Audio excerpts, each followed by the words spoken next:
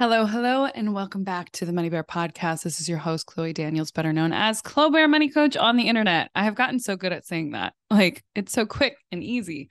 For those who are watching the video, you can see Cash running around in the background. Logan's got a Kong today. We ordered her a new Kong. We, as in me and my animals, we ordered her a Kong, and she's got the peanut butter filling in it too. So she's having the time of her life. And Cash is just like, Cash is trying to attack her tail while she's doing that. So they're just the cutest little buds. I love it so much. Every once in a while, Cash does get her tail, and Logan acts like she's been stabbed. She's a little dramatic. So, anyway, today we're going to talk a little bit about bonds and whether that's something that you need in your portfolio right now. I feel like we talk a lot about the stock market, but we often leave bonds out of the conversation, especially because, I'm 32. A lot of the people who are listening are within 10 years of my age as well, whether that's 22 all the way up to 42 or even up to the 50s. And so a lot of the times when we're in our 30s or we're in our 20s, we really don't need a lot of bonds inside of our portfolio if we're talking about a portfolio that's going to be geared towards retirement. So, we've kind of left it out of the conversation for the Money Bear. So we're going to spend, 10, 15 minutes discussing bonds and whether or not that's something you want to consider for your portfolio, especially with interest rates going up. A lot of people are pretty excited about that topic. So we'll get to that. But first, a little life update. So, life update, I just got back from a date. Yeah. Yeah.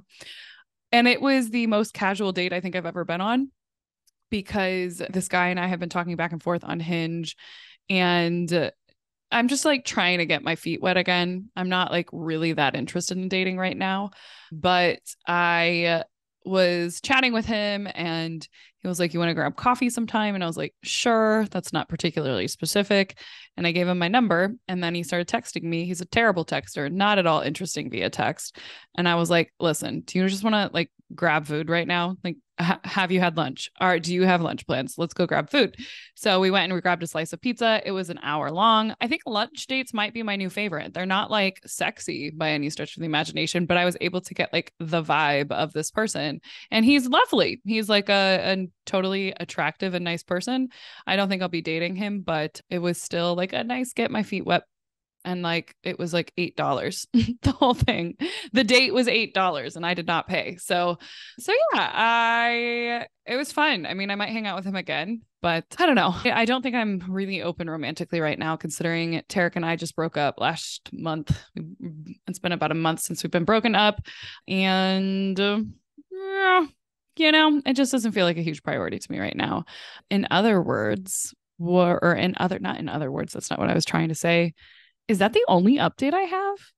I was going to say something else about life and love, but that might be my only update. Oh, I was just going to say that dating in San Diego seems weird so far. A lot of the guys, and I'm swiping for men and women, but I'm mostly matching with men. A lot of the men who have asked me out on dates, they asked me to go for a walk or they asked me to do something free. And like, I've had a couple of guys who've like invited me over to their house, and I'm like, what? No, I'm not doing that. I'm 32 years old. I'm trying to not get murdered. And I've also had like most of the men who have asked me out, it's like they all want to go for walks. And I'll be like, well, let's grab some food or something because like, meet in a public place. But I guess like the beaches here are pretty populated. So it's not like they're asking me to go on this like remote beach somewhere. But it's kind of a weird adjustment. In Chicago, I don't think I ever just went on a walk for a date, which like it's fine. But in my mind, I'm kind of looking at the first date as not even a date. I'm looking at it as like, do I even want to go out on a date with this person? So it's kind of like just a meetup. And then we see if we vibe enough to then pursue a date, which so far, no dice. Granted, I'm not really dating right now. So yeah, I guess that's my life update. That's not particularly exciting, but I mean, beyond that, everything's going really well. I got my California license plate today, which is, I was not expecting it to make me as emotional as it did, but it made me feel so emotional because like I've had dreams of living in California my whole life, I feel like, and only now have I been able to make it a reality. And I never thought I was going to be able to do that. And to literally get those California plates, it feels like such a big deal. So I'm really excited about that. Currently, only one is on my car because I cannot get my Illinois plates off of my car's backside. The ones on the back of the car, they're like fucking stuck. And I bought like a Phillips screwdriver and everything to yank this shit off, and it's not working. And I was cussing up a storm and sweating a hell of a lot, which was funny because this was all right before my date. And I don't know what possessed me to be like, hey, do you want to go get food? I think it's just because I didn't want to work today. It's so nice out. And I was like, we're finishing up the launch for the Lazy Wealth Planner, which, by the way, we have just recently launched our new Lazy Wealth Planner, which is super exciting because it is a planner that's going to essentially tell you what your very first financial step is. You get to see all your finances in one place. You get to start tracking your net worth and your progress to your emergency fund and things like that. It's a tool I've been using for a really long time with my one-on-one clients, as well as with my investors inside of the Lazy Investors course. And I'm super excited to bring it to the public because it's been a really helpful tool for everybody inside of the community, but we wanted to make it available to everybody else too, if there's something that they're interested in. So if you do decide to go with the Lazy Wealth Planner, you can grab it at lazywealthplanner.com. Again, that's lazywealthplanner.com if you want to check it out. And the Lazy Wealth Planner too, it's pretty cool because you can also, like, when you download it, you also get like a mini course with it where I'll give you a video for each tab to go through. It's 3 videos, but the whole thing, it takes you about less than an hour to get it up and running. But the bonus videos walk you through how to use the wealth planner. And then we also gave you some bonus videos on, like, depending on what your situation is, how to use the wealth planner. So we do 3 different personality types, and I walk you through what do you do if you're like the person who's a business owner and you're like, I don't understand how the rules apply to me? Or what do you do if you're trying to save for a home, invest, and pay off debt? Like, how do you prioritize things? So I'll walk you through 3 different scenarios, but I think it's a really cool tool. We're selling it for $300, but it's on sale right now for $27. So if you go to lazywealthplanner.com, you will get to see that there. So yeah, I hope you check that out and you think it's cool, because I think it's cool. So anyway, we're in the middle of a launch today, and it's been great getting that up and running because I've been wanting to do a lower ticket item for people to, get an introduction into the community. Because I've been working so hard on this, I think today with it being launched, I'm just like, okay, I want to take a break. I don't want to do anything today. So that's kind of been where I'm at, other than, of course, recording this podcast episode. So that's my life right now. And what was I going to say? So that's kind of what we got going on in Clobear's world. And beyond that, let's get to our money tip of the week. So we often talk about stocks on here. We talk about index funds. We talk about building wealth, but we are often not talking about the other side of the equation, which is bonds. And bonds can be a really great tool for wealth preservation. Now, a lot of us may have seen the yields and returns of bonds going up and up because of federal interest rates going up. Bond returns are also going up. And so some of us might be thinking, well, should I have some bonds inside of my portfolio? And the answer is always, it depends. So first, let's kind of define in layman's terms, what is a bond? So a bond, which you can purchase a bond inside of an ETF or a mutual fund, just like you can purchase a stock inside of an ETF or a mutual fund. But essentially, a bond is, unlike with stocks where you own a portion of a company when you purchase a share of a stock, with bonds, you're essentially lending money to a company or a government entity or a municipality. Because of that, just like how when we take out a mortgage or we take out a loan, we have to pay an interest rate, a set interest rate, unless it's variable. Well, it's the same deal with bonds. When you're loaning money to a company or to a government entity, they're going to pay you a set interest rate over a set period of time to essentially pay back that loan. And by the time you're paid off at that maturity date, you get back that set amount of interest rate, or that total interest rate, as well as any like capital gains, etc. So unlike stocks, which stocks you just buy, there's no like period of time where you're supposed to be holding on to a stock. With bonds, there's usually a length of time in which you want to hold on to that bond in order for you to get the full amount of income from it. Because if you, for example, Let's say you buy a 10-year bond and you sell the bond after 5 years. Well, you just missed out on 5 years of interest that you should have been paid along the way because you sold early. So your yield is not going to be as great as what your yield would have been had you stayed invested in that bond. So with bonds, we often will see short-term bonds, mid-term bonds, and long-term bonds. And the nice thing again is if we're talking about being lazy with it, we're probably not going to be out there picking individual bonds. Picking individual bonds is probably as arduous as picking individual stocks. You're not going to have as much risk necessarily because on the scale of like risk and return, bonds are pretty low on this. It's like low risk, low returns. Granted, the returns are a little bit higher right now with interest rates being a little bit higher, but the idea behind them is that they're really to help you preserve your wealth and help it grow a little bit more than what you would see inside of like a bank account, even potentially a high yield savings account.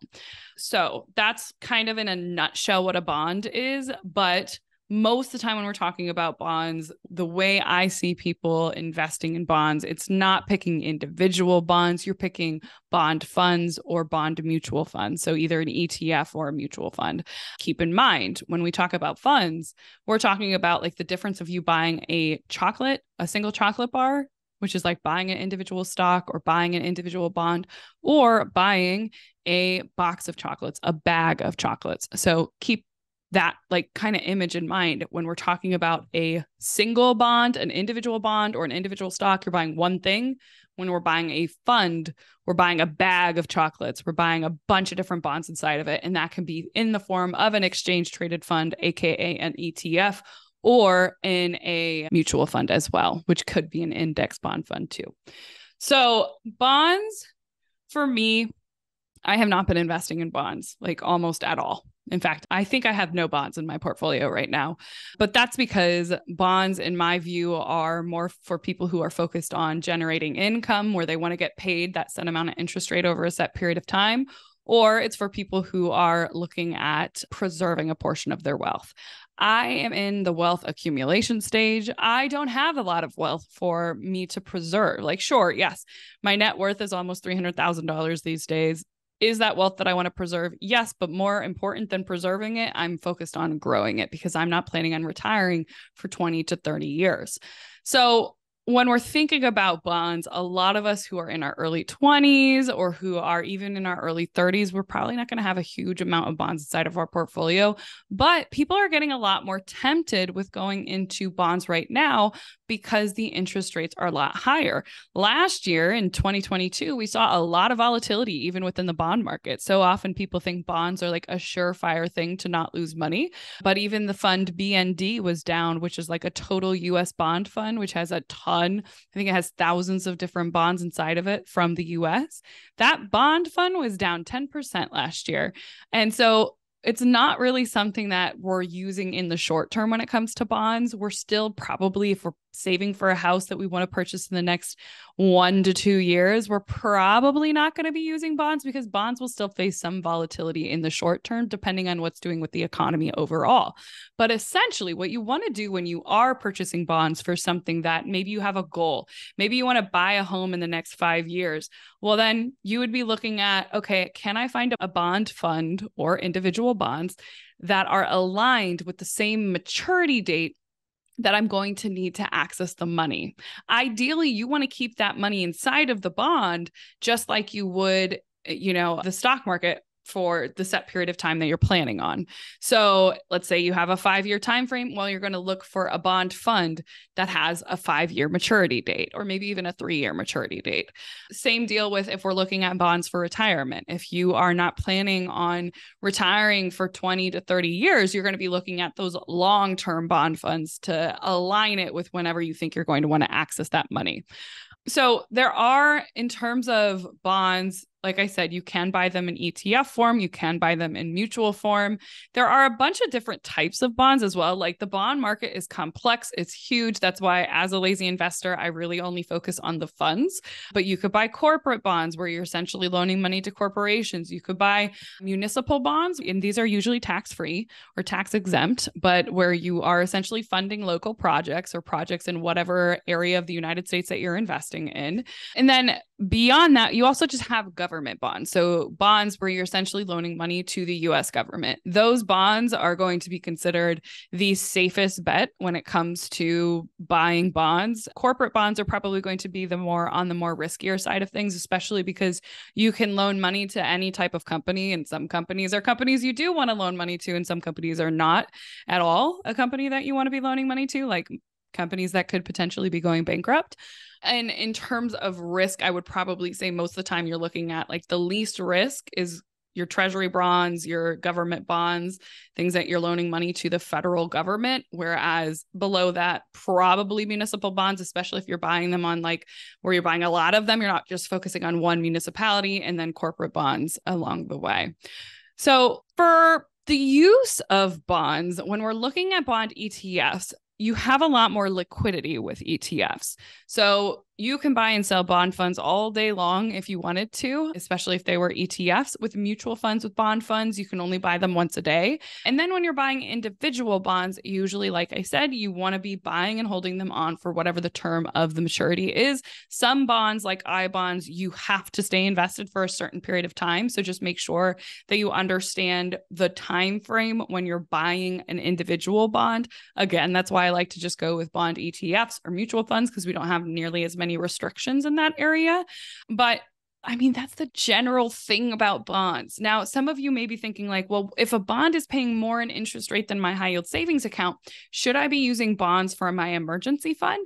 And generally my answer is no. Your emergency fund needs to be as liquid as possible. You really don't want to be putting your emergency fund at risk for anything. Because remember, I just told you BND, one of the largest bond funds in the US, was down 10% last year. Are you willing to risk your emergency fund and risk it being down by 10% or more because the market's doing crazy stuff? Most of the time, probably not. I mean, 10% is not the end of the world. That's a good thing about bonds. But I mean, would you really want to lose 10% of your emergency fund? Personally, I would not. So we want to keep that liquid. That's why a high yield savings account or even a money market account is going to make more sense. But if you're like, I don't need this money for 5+ years, and this is money that I'm willing to let it stay until the maturity date, then that's where bonds might make sense for you.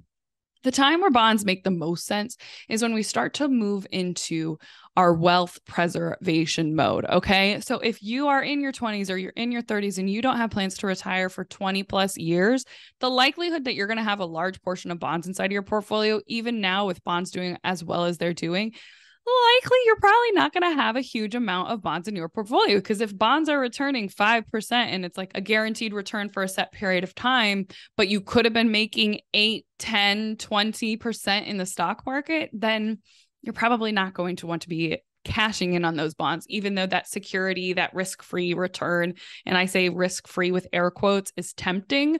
We don't want to be exchanging our money for a lower interest rate than what we could have gotten in the stock market just because we're afraid of investing.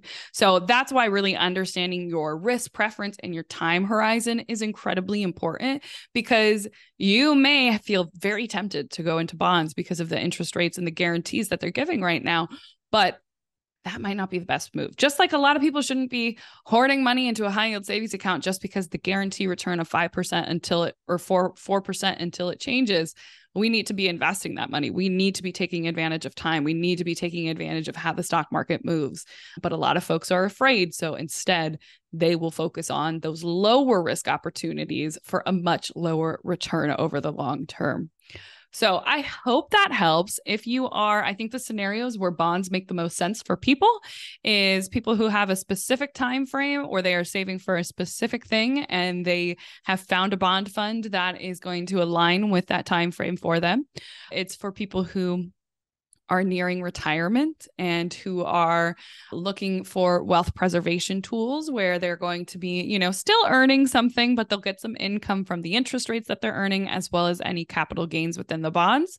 That's pretty much it. I think that's like the main people. And like, as we're preparing for retirement, your transition from stocks into bonds is probably going to slowly start in your 40s. So if you're planning on retiring in your late 60s, you're going to slowly start transitioning some of your money from full on stocks to some bonds to start kind of weathering the storm of volatility as we approach retirement. So I feel like that's the basics of what you need to know. But if you guys like hearing more information on bonds, we can certainly do more on bonds, but you'll hear the word coupon. I feel like that's the only thing that I left out. Coupon is essentially like the interest rate that the bond is paying. Okay. So like if the coupon return is 2%, then the bond fund is returning the yield of the bond is 2%. So cool. I hope that helps you all. And if you are listening and you're like, I want to learn more, I highly recommend coming to our Lazy Investing class.